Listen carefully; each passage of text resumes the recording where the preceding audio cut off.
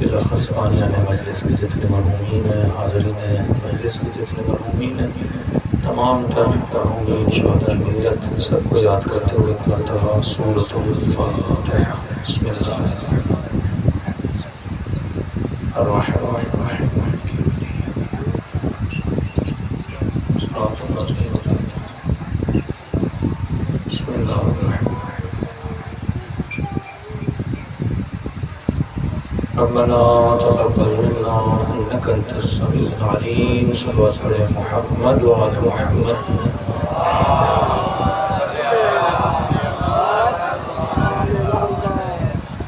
بسم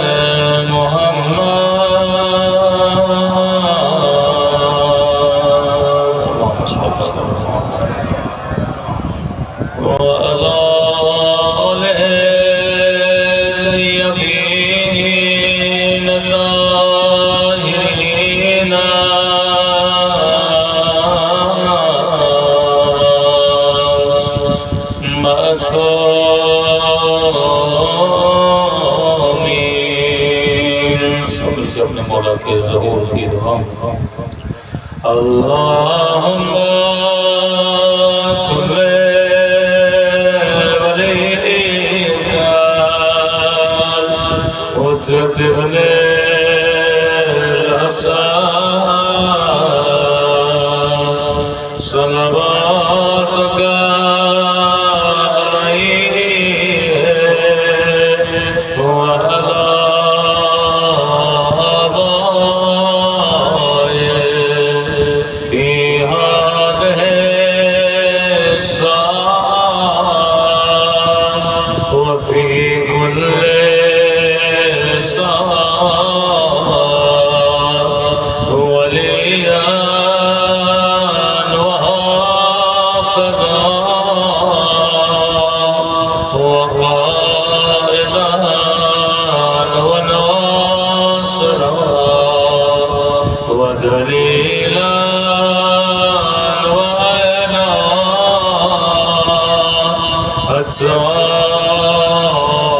تسكنه أرضك طوعا وتمتعه فيها طويلا برحمتك يا أرحم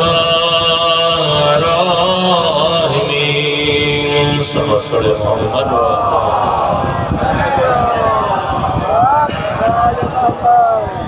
بسم الله الرحمن الرحيم رب اشرح لي صدري ويسر لي أمري واحلل عقدة من لساني يفقهوا قولي، أما بعد فقد قال سبحانه وتعالى قل لا أسألكم عليه أجرا إلا المودة في القربى صلى على محمد وعلى آله۔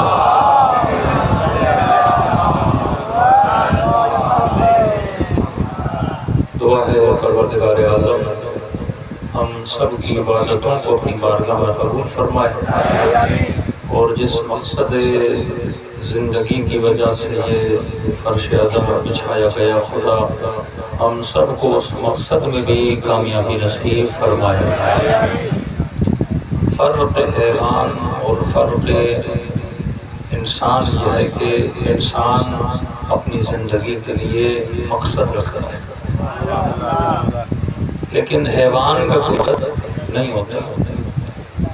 آپ ایک بیل کی آنکھوں پہ پٹی باندھیں، پچھلے زمانے میں تیل نکالتے تھے اور وہ بیل گھومتا رہتا تھا، اب وہ یہ سمجھتا تھا سفر پہ جاری،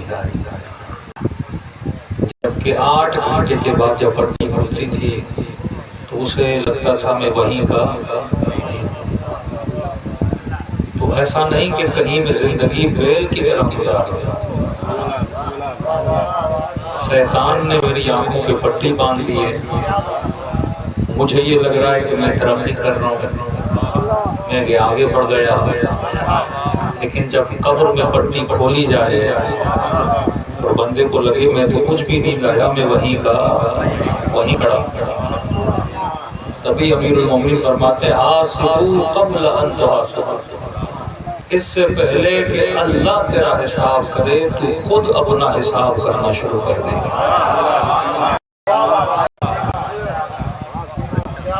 اگر کسی بچے سے بھی پوچھیں گے کہ بھائی ایک حیوان میں اور ایک انسان میں فرق کیا ہوتا ہے، میں کافی ٹائم لگا آپ کے گاؤں تک آتے راستے میں بھینسیں بھی تھیں، بیل بھی تھے، بکریاں بھی تھیں، تو آپ کو حیوانوں کا تجربہ زیادہ ہوگا، تو کبھی سوچا کریں اس بکری میں اور مجھ میں کیا فرق ہے، اس بیل میں، اس بھینس میں اور مجھ میں کیا فرق ہے؟ ایسی کون سی چیز ہے کہ میں صاحب عزت بنا؟ ایسی کون سی چیز ہے کہ جنت میرے لیے بنی؟ ایسی کون سی چیز ہے کہ فرش عزائے حسین میرے لیے بچھا؟ ایسی کون سی چیز ہے کہ شامیانے آپ کے لیے لگے، پنکھے آپ کے لیے بنے، مائک آپ کے لیے بنے؟ اس بکری نے کیا بگاڑا؟ اس بھینس نے کیا بگاڑا؟ اب کو یہ بولے کہ مولانا میں انسان اس لیے ہوں کیونکہ میری 2 آنکھیں ہیں، تو بھینس بولے کہ میری بھی ہیں اور تجھ سے بڑی ہیں۔ اور یہ بولے مولانا میں انسان اس لیے ہوں کیونکہ میرے سر پہ بال ہیں، تو گھوڑا بولے گا میرے بال تجھ سے بڑے بھی ہیں، مضبوط بھی ہیں، اچھے بھی ہیں۔ تو یہ بولے میں انسان اس لیے ہوں کیونکہ میرے دانت ہیں، تو بھینس بولے گی دانت میرے بھی ہیں اور تجھ سے بڑے بھی ہیں اور مضبوط بھی تجھ سے زیادہ ہیں۔ پیٹ کی بات کریں، ایسے نعرہ نہیں مارتے۔ ایک یہ فرق ہے کہ نعرہ کون مارتا ہے؟ انسان مارتا ہے، جواب بھی انسان دیتا ہے، بولتا بھی انسان ہے، ایسے بکریاں بولتی نہیں ہے۔ تو یہ جو مجلس میں آپ تھوڑا سر ہلاتے ہیں، تھوڑی واہ واہ کرتے ہیں، تھوڑی زبان ہلاتے ہیں، تو یہ بولنا دلیل انسان ہے، لیکن بولتا تو طوطا بھی ہے۔ اگر صرف بولنے پہ بولا جائے کہ بولنا انسان کی نشانی ہے تو بولتا تو طوطا بھی ہے۔ تو وہ کون سی چیز ہے جو انسان کے پاس ہے اور حیوان کے پاس ہے؟ وہ کون سی چیز ہے کہ مجھ میں اور حیوان میں کیا ہو جائے؟ فرق ہو جائے۔ پہلی چیز حیوان کا مقصد نہیں ہوتا، انسان کا مقصد ہوتا ہے۔ تبھی قرآن کہتا ہے جن لوگوں کی زندگی کا مقصد نہیں اولئک کالانعام بل ہم اضل، یہ حیوان ہیں بلکہ حیوان سے بھی بدتر ہیں۔ لیکن جس انسان نے اپنی زندگی کا مقصد بنا دیا، خدا کسی کو سلمان بناتا ہے، کسی کو ابو ذر بنا دیتا ہے۔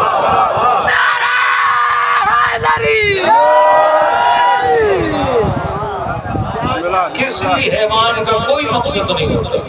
یہ بھینس کا بچڑا جو آپ اپنے گھر میں لاتے ہو، بڑا کرتے ہو، کھلاتے ہو، پلاتے ہو، آپ اس کے لیے مقصد بناتے ہو۔ کہ یہ بڑا ہوگا اتنا کلو دودھ دے گا حساب و کتاب کرتے اسے کیا پتا کتنا کلو دودھ آنا ہے اسے کیا پتا میں نے خود کو کس طرح سے صحیح رکھنا ہے وہ بیمار بھی ہو تو آپ خیال کرو اس کے کھانے کا بھی آپ خیال کرو تو فرق انسان اور فرق حیوان یہ ہے کہ انسان مقصد بناتا ہے حیوان کا کوئی مقصد نہیں ہوتا اب سوال یہ ہے کہ حیوان کا مقصد کیوں نہیں ہوتا ہاتھیں بھی ہیں پاؤں بھی ہیں آنکھیں بھی ہیں زبان بھی ہے بھائی وہ مقصد کیسے بنا ہے کیونکہ حیوان کو خدا نے عقل عطا نہیں انسان کو خدا نے کیا دیا ہے عقل سے نوازا یہ عقل ہے جو انسان کو علی شناس بناتی ہے یہ عقل ہے جو انسان کو عزادار حسین بناتی ہے یہ عقل ہے جس نے آپ کو بتایا کہ اگر امامت کے لیے کوئی صحیح امام ہے تو وہ علی ابن ابی طالب ہے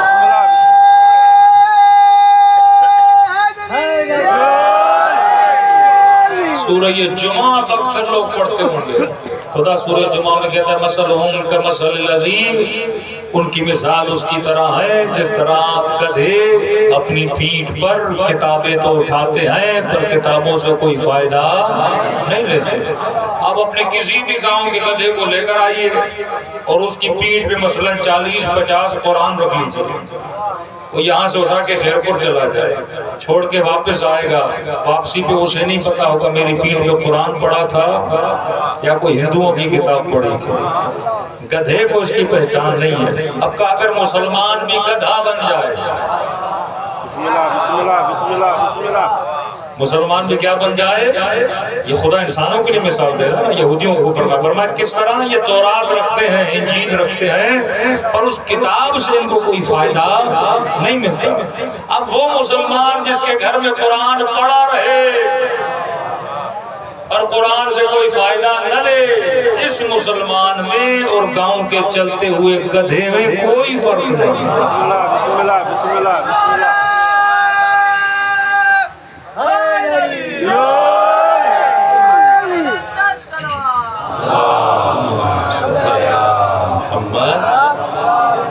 دوسری نشانی انسان کا یہ ہے کہ انسان جو گھر میں رکھے اسے پڑھے جو پڑھے سمجھے جو سمجھے اس پہ عمل کرے بندہ مجلس میں آئے مجلس سنے پر سمجھے نہ سمجھے پر عمل نہ کرے تو اس میں اور گدھے میں بسم اللہ کتنے لوگ تھے علی کی محفل میں بیٹھتے تھے پر سلمان ہر کوئی نہیں بنا شمر بھی جنگ صفین میں علی کے ساتھ تھا پر گدھے سے بدتر نکلا کربلا میں ابن سعد کو کتنے خط لکھے امام حسین کا خط پڑھا اور اس سے اثر نہ لیا تو اس میں اور گدھے میں کوئی فرق نہیں ہے تو انسان کا مطلب یہ ہے اپنی زندگی میں مقصد بنائے اور مقصد تب بنتا ہے جو باتیں سنتا ہے ان پہ غور کرے جن چیزوں کو دیکھتا ہے ان پہ توجہ دے اب بکریاں گزریں گی حیوان گزریں گے کوئی درخت کو دیکھ کے سوچے گا نہیں غور نہیں کرے گا امام زین العابدین فرماتے ہیں اے انسان جب درختوں کو دیکھو اپنے بچوں کو سمجھاؤ مثلا اس درخت سے پتا گرا تو میرے لال یہ پتا کیسے بنا یہ درخت کس نے بنایا کوئی درخت ہرا بھرا بنتا ہے کوئی پھول لال کوئی پھول پیلا اس پھول کو رنگ کس نے دیا آپ زمین میں ایک دانہ ڈالتے ہو مثلا ایک ٹماٹر کا دانہ ایک سیب کا دانہ ایک گندم کا دانہ ایک چمیلی کے پھول کا دانہ اسی مٹی میں جاتا ہے پانی بھی ایک رنگ کا مٹی بھی ایک رنگ کی سورج کی ہوا بھی وہی اس کی گرمی بھی وہی لیکن جب یہ دانہ زمین سے نکلتا ہے تو کوئی لال بن کے نکلتا ہے کوئی پیلا بن کے نکلتا ہے ذرا 5 منٹ سوچو نا اسے لال کس نے بنایا اسے پیلا کس نے بنایا یہ ہرے بھرے رنگ اس درخت کو کون دے رہا ہے تبھی میرے مولا فرماتے ہیں عجیب ہے وہ انسان جو درخت کو دیکھ کر درخت کی تعریف تو کرتا ہے کہ کیا کہنا اس درخت کا کیا کہنا گلاب کے پھول کا کیا کہنا گندم کے شاخے کا لیکن عجیب انسان ہے درخت کی تعریف کرتا ہے بنانے والے کی تعریف نہیں کرتا اگر غور و فکر کرو یہ درخت تجھے خدا تک پہنچا سکتا ہے اگر غور و فکر کرو میں نے تو ایک گندم کا دانہ ڈالا تھا لیکن ایک دانے کو 100 دانوں میں بدل کے کس نے نکالا ہے؟ اور میں ہر شے میں خدا نے اپنی نشانی رکھی ہوئی ہے، لیکن نشانیاں کن کے لیے؟ اولو الالباب، صاحبان عقل کے لیے۔ نشانیاں کن کے لیے ہے؟ جو تفقع کرتے ہیں، جو تفکر کرتے ہیں۔ امیر المومنین فرماتے ہیں جو سوچے نہیں وہ انسان کیسا؟ یہ سوچ ہے جو فکر انسان کو اوپر لے کر جاتی ہے۔ تیسرا فرق یہ ہے کہ حیوانوں میں سوچ نہیں ہوتی، انسانوں میں فکر ہوتا ہے۔ حیوان چیزوں کو دیکھ کے اللہ تک نہیں پہنچ سکتے، لیکن یہ انسان ہے جو چیزوں کو دیکھ کے اللہ تک پہنچتا ہے۔ مثال دوں، مثلا آپ کسی کے گھر میں گئے، جناب نے آپ کے لیے کھانا بنایا، مرغی سفرے پہ، چاول سفرے پہ، کڑھائی سفرے پہ، اب آپ نے مرغی کھائی، آپ نے کہا کیا کہنا مرغی کا، کیا کہنا بریانی کا، کیا کہنا چاولوں کا، کیا کہنا شربت کا۔ اب جو لایا ہے وہ بندہ پریشان، مرغی کی تعریف کر رہا ہے، میری نہیں۔ بسم اللہ بسم اللہ بسم اللہ۔ ہاں کہ چاول بڑے مزے کے ہیں، مرغی بڑی مزے کی ہے، شربت بڑا مزے کا ہے، اور جو میزبان جس نے اتنی محنت کی، جس نے بنایا، بندہ اسے دیکھے ہی نہیں تو کہے گا جناب یہ مرغی تو گاؤں میں بھی گھوم رہی تھی، اسے پکایا کس نے، اسے ذائقہ کس نے دیا، ان چاولوں کو صحیح طریقے سے بنایا کس نے؟ تو امام زین العابدین فرماتے ہیں جو چیزوں کی تعریف کرے بنانے والے کی تعریف نہ کرے یہ دنیا کا بے وقوف ترین بندہ ہے۔ بسم اللہ بسم اللہ بسم اللہ۔ عقل مند انسان کی دلیل یہ ہے کہ وہ چیزوں کو دیکھ کر ان چیزوں کے خالق تک پہنچنے کی کوشش کرتا ہے۔ اب ایک پیاری سی مثال سنیے تاکہ سمجھیے کہ ہم کتنا غور و فکر سے دور جا چکے ہیں۔ کہتے ہیں گاؤں میں ایک وڈیرا تھا، جس طرح گاؤں میں وڈیرے ہوتے ہیں، اس کے ہاری واری بھی بہت تھے۔ تو اسی گاؤں میں ایک گاؤں والے کی بیوی مر گئی، اب وہ اداس بیٹھا تھا تو ساتھ میں ایک میراثی گزرا۔ میراثی نے کہا کہ آپ پریشان کیوں ہیں؟ کہا بیوی مر گئی ہے۔ اب ظاہر ہے بیوی کے جانے کے بعد سندھی میں کاندھ کو بولتے ہیں، کہ اس کے لیے کھانا وانا کرنا پڑے گا، دیکھیے بیٹھیے پیسے نہیں ہیں، میں غریب ہوں، اب پورے گاؤں کو بلاؤں کھانا کھلاؤں، اتنا میرے پاس ہو پیسہ۔ تو میراثی نے کہا گاؤں کا وڈیرا جو ہے اس کے پاس چلے جاؤ، ایک بکرا، ایک ڈھور، ایک بھینس تجھے دے دے گا۔ کہ وڈیرا اتنا کنجوس وہ اپنا بال کسی کو نہ دے، اور آپ یہ بولو کہ وہ اپنا بیل ڈھور مجھے دے دے گا۔ کہ دیکھو تجھے مانگنا نہیں آتا، مانگنا کوئی میراثی سے سیکھ ہے، کہ تجھے مانگنا نہیں آتا، آؤ میں تجھے لے کر چلتا ہوں۔ کہتا ہے وڈیرا پورے گاؤں میں مشہور ہے، ایک نمبر کا کنجوس ہے، مر جائے اپنا بال کسی کو نہ دے، اور تم بات کر رہے ہو ایک پورے ڈھور کی، ایک پورے بیل کی، وہ کیسے دے گا؟ کہا چلو تو صحیح۔ اب یہ جیسے وڈیرے سے گھرانے کے لیے لے کر آیا، وہ اپنی زمینوں کے بیچ میں کھڑا تھا، 100 200 400 ایکڑ کی زمین، بڑی بڑی زمینیں، اب وڈیرا زمین چیک کر رہا ہے۔ جیسے اس نے دور سے وڈیرے کو دیکھا، کہا خاموش رہنا، میں تجھے بیل کس طرح دلاتا ہوں مجھے پتا ہے۔ اس نے دور سے بڑی آواز میں، اتنی آواز کہ وڈیرے کے کانوں تک آواز جائے، اس نے کہا ہاری تجھے نہیں پتا وڈیرے کا دادا کتنا سخی تھا، بسم اللہ بسم اللہ بسم اللہ۔ تجھے نہیں پتا وڈیرے کا دادا کتنا سخی تھا۔ اس نے کہا اچھا، کہاں؟ فلاں دن گاؤں میں فلاں مومن کو ضرورت پڑی، اس نے اپنی 20 بکریاں اسے دی، اتنا سخی تھا۔ کہا دادا تو دادا، تجھے نہیں پتا وڈیرے کا بابا کتنا سخی تھا۔ کہ میرے والد کو یہ ضرورت پڑی، وڈیرے کے بابا نے پتہ نہیں 2 بھینسیں کہ رات میں دے دی، اتنی بوریاں گندم کی دے دی۔ اب یہ بات بھی کر رہا ہے وڈیرے کے، آہستہ آہستہ قریب بھی چلتا ہے، وڈیرا سن رہا ہے، یہ تعریف پہ تعریف، دادا کی تعریف، بابا کی تعریف۔ اب جیسے وڈیرے کے قریب آیا، کہا تجھے نہیں پتا یہ وڈیرا کتنا سخی ہے، کہ پورے گاؤں کو کوئی مسئلہ آتا ہے، سب کے مسائل یہ وڈیرا حل کرتا ہے، کسی کی بیوی بیمار ہو جائے، کسی کا بچہ بیمار ہو جائے، کسی کو پیسوں کی ضرورت ہو، کوئی قرضوں میں ڈوب جائے، کہ کون مدد کرتا ہے؟ کون گاؤں ہے؟ یہی سخی وڈیرا ہے۔ اب وڈیرے کو بھی پتا ہے میں ایک نمبر کا کنجوس ہوں. بسم اللہ بسم اللہ. اب تعریف کر کے ابھی تک نزدیک نہیں جا رہا. اب بڑا سخی اس نے اور 3 تعریفیں کی نا تو وڈیرے نے اپنی مونچھوں کو تاؤ دیا. اس نے کہا تیرا کام ہو گیا.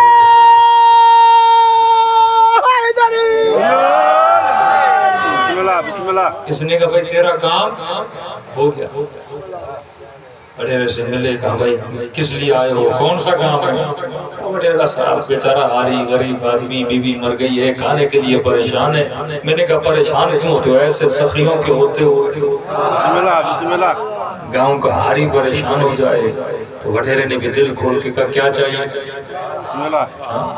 اس کا ایک ڈھور کھڑا تھا, کہا لے جا. ایک ڈھور کے لیے تم پریشان ہو میرے ہوتے ہوئے. تو ہمارے استاد کہتے تھے جب کنجوس کی بھی جھوٹی تعریف کرو نا سخی بن جاتا ہے. بسم اللہ بسم اللہ. جب کنجوس کی بھی جھوٹی تعریف کرو وہ کیا بن جاتا ہے, سخی بن جاتا ہے. فرمایا خدا تو ہے ہی سخی, اس کی تعریف کرو گے وہ کیا کچھ عطا نہیں کرے گا.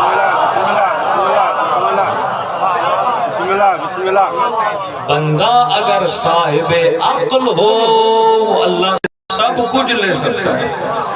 اب ہم دنیا میں ہر کسی کی چاپلوسی کریں, گاؤں والے کی, سیاستدان کی, کاؤنسلر کی, ایم پی اے کی, ہر کسی کی چاپلوسی.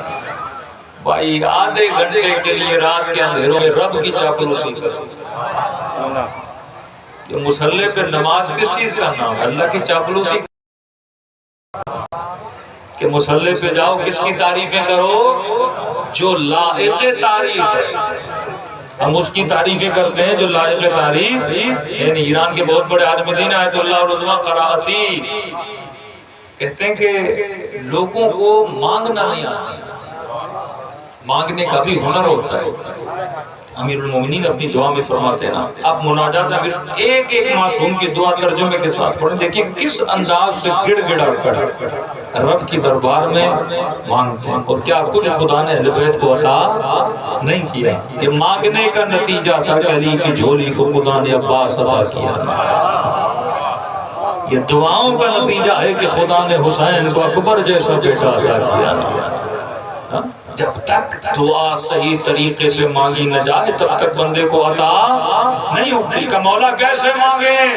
فرمائے بندے خدا صاحب عقل بن, پہلے خدا کی کبریائی کا سوچ, کتنا بڑا ہے خدا.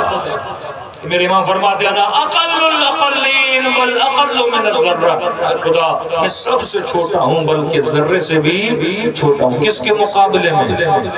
تیرے مقابلے میں, کہ تو کبریائی کا مالک ہے لیکن میں ذرے سے بھی چھوٹا ہوں. مولا کیسے مانگوں؟ فرمایا ایسے مانگا کرو جیسے فقیر خیرات مانگتا ہے. بسم اللہ بسم اللہ. کسی نے کہا مولا میں مانگ مانگ کے تھک جاؤں. پھر امام نے صرف مثال دی. مولا فرماتے اگر تجھے یقین ہو کہ کسی گھر میں کوئی بیٹھا ہے, کب تک دروازہ کھٹکھٹا ہوگا؟ کہ مولا جب تک کھل نہیں جاتا. کہا جب تجھے یقین ہے خدا ہے تو تب تک مانگو جب تک تجھے عطا نہیں کر دیتا. اب سوال ہے کہ اگر ہم کربلا جائیں یا رب کے مصلی پہ بیٹھیں تو اللہ سے مانگیں تو کیا مانگیں؟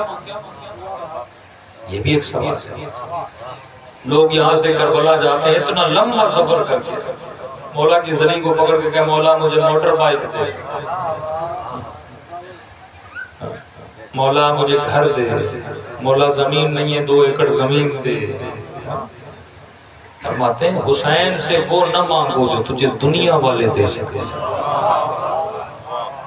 دنیا کے وڈیرے تجھے زمین دے سکتے ہیں, سیاستدان نوکریاں دے سکتے ہیں, امیر گاڑیاں دے سکتے ہیں. خدا سے وہ مانگو جو دنیا کے امیر تجھے نہیں دے سکتے.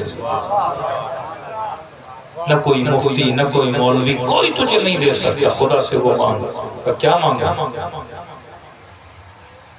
کہ جب کربلا جاؤ مسئلہ اور مولا حسین کی زری کو پکڑو تو خدا کو حسین کا واسطہ دے کر حسین کی معرفت مانگو. اور جسے حسین مل گئے اسے پھر کیا چاہیے؟ اور کہا جب مصلی عبادت پر بیٹھے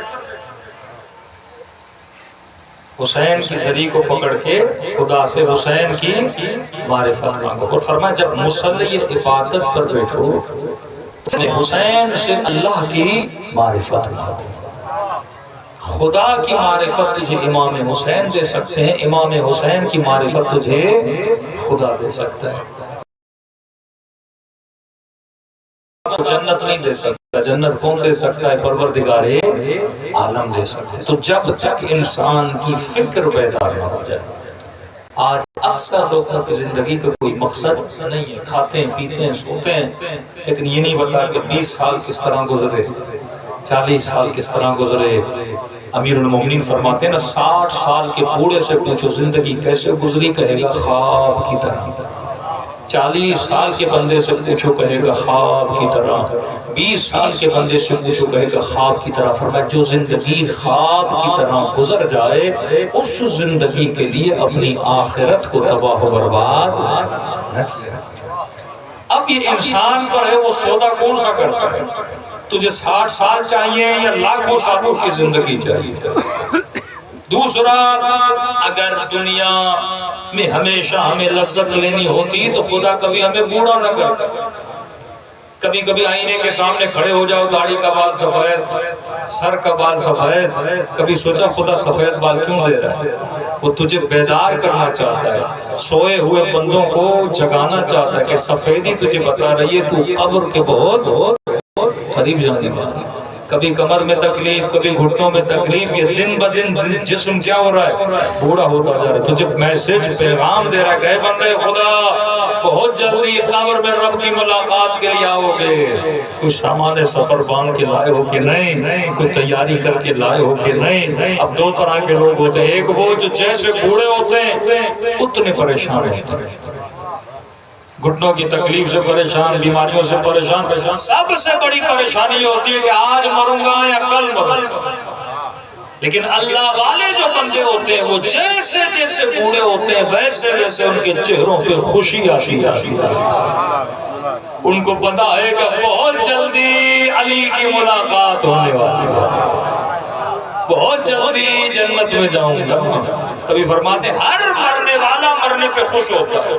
کسی نے پوچھا مولا نیک بندہ خوش ہوتا ہے، سمجھ آتی ہے، گنہگار بھی خوش ہوگا؟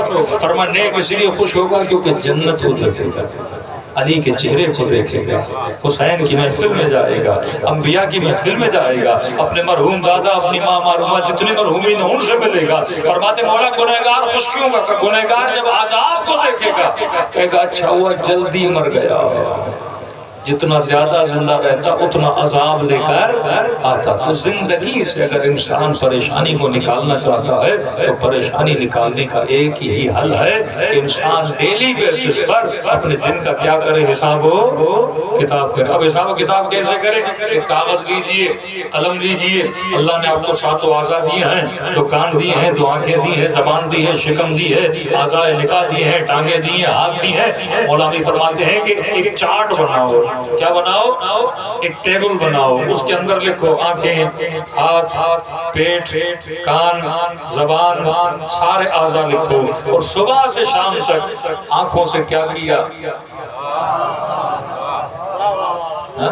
اگر کوئی گناہ کیا ہے لکھو، آج مثلا کسی نامحرم کو دیکھا، آج کوئی گندی چیز دیکھ لی، آج وہ دیکھا جو دیکھنا نہیں چاہیے تھا، یہ گناہ ہے۔ لیکن کوئی مومن جب چیک کرے گا وہ دیکھے گا نہیں، صبح میں نے قرآن دیکھا، ثواب ہو گیا، میں نے علم دیکھا، ثواب ہو گیا، میں نے ایک حدیث پڑھی، ثواب ہو گیا۔ بندہ گھر میں باپ اگر بوڑھا ہے باپ کی زیارت کرے تو ثواب، ماں کی زیارت کرے تو ثواب، اولاد کو اپنے سینے سے لگائے 4 منٹ، آدھا گھنٹہ، 1 گھنٹہ بچوں کے ساتھ بیٹھے تو ثواب، رزق حلال کے لیے کھیتی باڑی پہ جائے اس کھیت کو دیکھنا بھی ثواب ہے۔ اگر آنکھیں اللہ کے حکم کے مطابق چل رہی ہیں تو آنکھیں کیا کما رہی ہیں؟ ثواب کما رہی ہیں نا۔ اسی طرح زبان، بھائی صبح سے شام تک کسی کو گالی تو نہیں دی، کسی مومن کی برائی تو نہیں کی، چائے کی ہوٹل پہ چلے گئے، آدھا گھنٹہ 1 کپ پورا نہیں ہوتا، یہ پوری جہنم جمع کر لیتا ہے۔ ایک کپ پیا، ہاں بھائی پتہ ہے فلاں نے کیا کیا، یہ کیا، فلاں نے کیا کیا، یہ کیا، اس کی برائی اس کی برائی، پورے گاؤں کی خبری جیسے ایجنسیوں کا بندہ ہے۔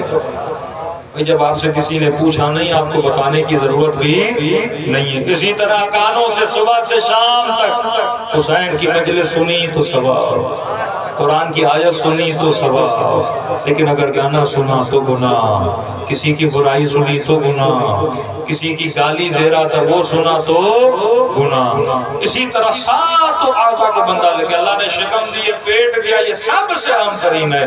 اس شکم میں جو لقمہ ڈالا کسی کی بکری چوری کر کے تو نہیں کھایا۔ اب کاموں میں اکثر ایک چیز ہوتی ہے جو میں نے نوٹ کی ہے، جب یہ کمد کی جو ٹرالیاں جاتی ہیں، آپ کے بچے ایک یہاں سے کھینچو ایک یہاں سے کھینچو، اب بھائی مالک کی اگر اجازت نہیں، یہ جتنا کمد کھا رہا ہے اتنا حلال، لیکن ڈرائیور نے کہا بھائی اجازت ہے تو ایک الگ چیز ہے۔ اب دوسرا مسئلہ یہ کہ وہ جو گنا اور کمد ہے وہ ڈرائیور کا بھی نہیں ہے، وہ تو کرایہ لے کے یہاں سے وہاں تک لے جا رہے ہیں۔ اب کئی بچے کھا رہے ہو، یہ بچہ بچپن میں حرام کھائے گا، سنے گا، حسین کی باتیں اس پہ اثر بندے نے زکاة نہیں، پھر کہ مولا کے حال خان ہوا، ارے زکاة اللہ کا حق دیتے تو نقصان نہ ہوتا۔ بکریاں آپ چراتے ہیں، ایک مرتبہ بکری کو بھوسا یا گھاس لے کر دیتے ہو اپنے پیسے، اس پہ زکاة نہیں، لیکن سارا سال بکریاں روڈوں کے کناروں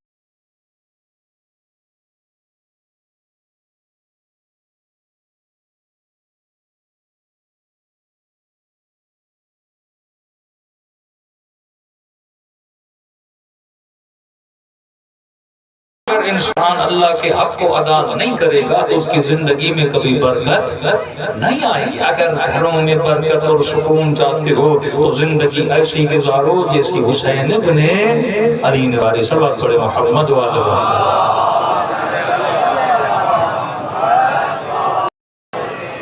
ایک مشہور میرا جملہ ہمیشہ کہتا ہوں، کہاں یا علی کہنا اور کہاں علی کے ساتھ رہنا، دنیا کا آسان ترین کام ہے یا علی کہنا، اور دنیا کا مشکل ترین کام ہے علی کے ساتھ رہنا۔ ذکر کرنا دنیا کا آسان ترین کام ہے، فکر کرنا مشکل کام ہے۔ ذکری شیعہ ذکری مسلمان بہت ملیں گے، فکری مسلمان بہت کم ملیں گے۔ ایک آدمی ہو سکتا ہے ایک رات میں 50 رکعت نماز مستحب، ایک آدمی نہیں صرف واجب پڑھتا ہے، مستحب نہیں پڑھتا۔ میرے چھٹے امام فرماتے ہیں جس نے خلوص دل سے 2 رکعت نماز پڑھی خدا اس پہ جنت کو واجب کر لیتا ہے۔ ایک جملہ شاید مغرب کا وقت قریب ہے، فرمایا خدا تیرے عمل کو نہیں دیکھتا، تیری نیت کو دیکھتا ہے۔ رسول خدا اپنے اصحاب کے ساتھ جا رہے ہیں پانی پینے کے لیے، سب اصحاب نے، کسی کے پاس بکریاں، کسی کے پاس اونٹ تھے، کسی کے پاس گھوڑے تھے، سب نے اپنے اونٹ اور گھوڑے چھوڑے پانی پینے کے لیے چلے گئے۔ ایک صحابی تھا رسول کا، اس نے دیکھا اب ظاہر ہے کسی کا اونٹ ادھر نہ چلا جائے ادھر نہ چلا جائے، کہاں سے ڈھونڈے، اس نے ایک لوہے کا کیلا لیا اور زمین پہ لگایا اور سب کے اونٹوں اور گھوڑوں کی رسیاں اس کیلے سے باندھ دی۔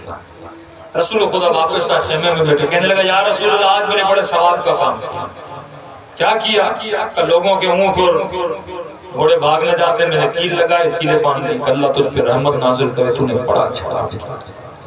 اگلے دن اسی راستے سے گزرے، نبی کے ایک صحابی نے دیکھا زمین پہ کیلا لگا ہے، اس کا پاؤں لگا، اس نے وہی کیلا نکال کے اکھاڑ کے پھینک دیا، کہ یا رسول اللہ میں نے بڑی نیکی کا کام کیا۔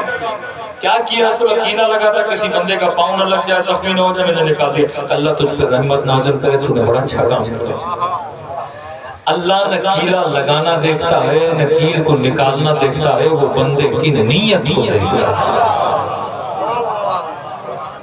نیت اگر بندے کی اچھی ہو تو خدا اس کا اجر اتنا زیادہ دیتا ہے۔ اب بندہ نمازیں پڑھے واہ واہ کے لیے تو فائدہ ہے ہی نہیں، ماتم کرے زور زور سے، چار لوگ دیکھیں بھائی واہ کیا ماتم کیا، اس کا کوئی فائدہ نہیں ہے۔ جو بھی کرو خلوص کے ساتھ خدا کے لیے کرو۔ ذکر امام حسین معصوم فرماتے ہیں اگر مچھر کے پر کے برابر آنکھیں گیلی ہو جائیں، زیادہ نہیں کتنا، مچھر کے پر کے برابر اگر آنکھیں خلوص دل سے گیلی ہو جائیں تو خدا اس ایک قطرے کے بدلے میں بندے کے گناہوں کو معاف کر دیتا ہے۔ لیکن یہ قطرہ خلوص دل والا، یہ قطرہ سیدہ زینب کی طرح بہایا ہوا قطرہ چند منٹ کے لیے دلوں کو کربلا کی طرف روانہ کریں اور دعا کریں جو کربلا نہیں گئے خدا انہیں امام حسین کی زیارت نصیب کرے۔ فرماتے ہیں کہ اتنی جلدی خدا کسی عمل سے راضی نہیں ہوتا جتنا امام حسین کے گریے سے راضی ہوتا ہے، اور یہ گریہ محبت کی نشانی ہے۔ آپ کے بچے کو تکلیف آیا آپ روتے ہو، آپ کی بیوی کو تکلیف آیا آپ روتے ہو، آپ کی ماں مر جائے آپ روتے ہو، لیکن یہ کوئی عام انسان نہیں ہے، یہ فرزند رسول ہے۔ یہ وہ حسین ابن علی ہیں جن کے ہونٹوں کو نبی چوما کرتے تھے، یہ وہ حسین ہیں جن کے ہونٹوں پہ سیدہ فاطمہ بوسہ دیا کرتی تھی، اور ملتے ہیں جب دربار یزید میں ان ہونٹوں پہ چھڑی مار رہا تھا تو بی بی یہ کہہ رہی تھی اے ظالم یہ تو دیکھ یہ ہونٹ کس کے ہونٹ ہیں، اتنے کریم تھے میرے امام حسین۔ فرماتے ہیں آخری وقت جب شمر سینے پہ سوار تھا اس وقت بھی امام حسین چاہیے رہے تھے کہ شمر میرا قاتل نہ بنے، کہتے تھے شمر ہر گناہ کی معافی، قتل امام کی معافی نہیں ہے، باز نہیں آئے۔ پھر اس نے امام حسین کے گلے پہ چھری چلانا شروع کر دیا، کہتے جب چھری چلائی تو شمر کی چھری نے امام حسین کے گلے کو نہ کاٹا، چیخ کے کہتا ہے کہ حسین میں گلا کاٹ تو رہا ہوں یہ کٹتا کیوں نہیں؟ امام نے کہا یہ وہ جگہ ہے جہاں میرے نانا نے بوسہ دیا تھا، یہ وہ جگہ ہے جہاں میری اماں زہرا نے بوسہ دیا تھا۔ اب شاید کہ مومن پوچھے کہ مولانا شمر کی چھری نے حسین مولا کے گلے کو کاٹا نہیں تھا پھر گلا کٹا کیسے ہے؟ میں نے کہا اس کا جواب میں نہیں دوں گا۔ امام زمانہ زیارت ناہیہ میں فرماتے میرا سلام ہو کربلا کے اس شہید پہ جس کے گلے کو پیچھے سے کاٹا گیا، فرمائے خلوص دل سے مجھ حسین کو سلام کرو، خدا تجھے ثواب زیارت حسین عطا کرے گا۔ مغرب کا وقت ہے، یہ وقت قبولیت دعا کا وقت ہوتا ہے، آئیے 3-4 سلام امام حسین کو کریں اس کے بعد دعا کریں۔ جس کو سلام آتا ہے میرے ساتھ پڑھے، جسے نہیں آتا لفظ حسین تو سب کو آتا ہے، تو کم از کم حسین کا نام مل کے دیں تاکہ خدا ہم سب کو معرفت امام حسین۔ سلام علی الحسین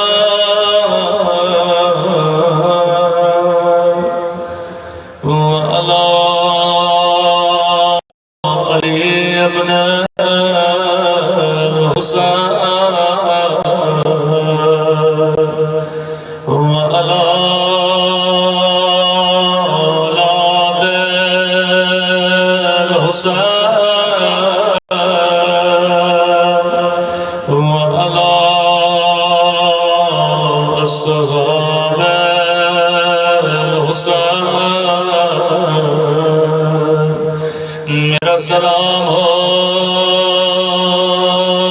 زینب کی لٹی ہوئی چادر پہ۔ 3 سلام کروں گا زحمت کو تمام۔ یہ سلام میرے نئی امام زمانہ کے سلام، فرمایا میرا سلام ان زخمی رخساروں پہ جن کا رنگ بدل در رہا، یہ نہیں کا رنگ بدل گیا بلکہ بدلتا رہا، کبھی شمر کے تماچوں نے رنگ نیلا کیا، کبھی ظالم کے تماچوں نے رنگ کالا کیا۔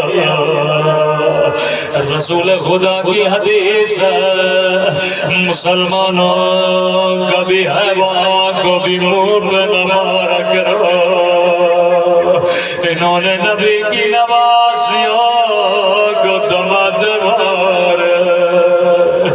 جب بابا کا کٹا ہوا سر بچی کی گود میں آیا، رو کے کہنے لگے بلوطن بابا، میرے تین دن کے پیاس بابا، بابا ذرا آنکھیں کھولو، ذرا میرے زخمی رخسار دیکھو، بابا تیری سکینہ کا رخسار چھوٹا تھا لیکن شمر کا ہاتھ بڑا تھا۔ میرا سلام ہو 4 سالہ یتیم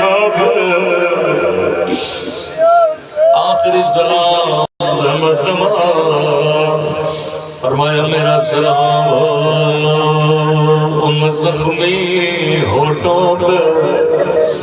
قدیمی مومنوں، اللہ جانے یہ کس کے ہونٹ ہیں، فرمایا میرا سلام ہو ان زخمی ہونٹوں پہ، او جن پہ شمر چھڑی مار رہا تھا، او جن پہ یزید چھڑی مار رہا تھا۔ میں کو امام زمانہ وہ ہونٹ آپ کو یاد ہے، وہ جن پہ ظالم چھڑی مار رہا۔ ایک سلام میں بھی کرنا چاہوں گا، میں کہوں میرا سلام ہو ان ننھی سی آنکھوں پہ، وہ جو یہ منظر دیکھ رہے تھے۔ اللہ کسی بچی کو بابا کا کٹا ہوا سر دکھائے، بابا کے کٹے ہوئے نہ دکھائے۔ پروردگارا تجھے واسطہ سکینہ کی یتیمی کی، تجھے واسطہ مولا حسین کے زخمی ہونٹوں، تجھے واسطہ سیدہ زینب کی لٹی ہوئی چادر، اے خدا ہمارے مولا اور آقا امام زمانہ کا ظہور فرما، ہم سب کو مولا فرما، ہم سب کے صغیر کبیرہ گناہ معاف فرما، ہمارے مرحومین کے صغیر کبیرہ گناہ معاف فرما، اے خدا ہم سب کو عاقبت بخیر نصیب فرما، ہماری قبر کی پہلی رات امام حسین کی شفاعت نصیب فرما، جو کربلا مکہ مدینہ کی زیارتوں کے متمنی، اور خدا ہم سب کو زیارت نصیب فرما۔ اس ذکر کو ہمارا آخری ذکر قرار نہ دینا، ہم سب کے صغیرہ کبیرہ گناہ معاف فرما۔ یہ دعا ہمیشہ کریں جناب سلمان فارسی کی دعا، اے خدا ہم سب کو زبان ذاکر عطا فرما، بدن صابر عطا فرما، دل شاکر عطا فرما، عقل سالم عطا فرما، جو مانگا نہیں مانگا اپنے خزانے قدرت سے نصیب فرما، بالاخص مانیان منتظمین انتظام کیا ان کی توفیقات میں اضافہ فرما، ان کے تمام مرحومین کے گناہوں کو معاف فرما، تمام مومنین مومنات مرحومین کے درجات کی بلندی کے لیے ایک مرتبہ صلوات پڑھے محمد وآلہ وآلہ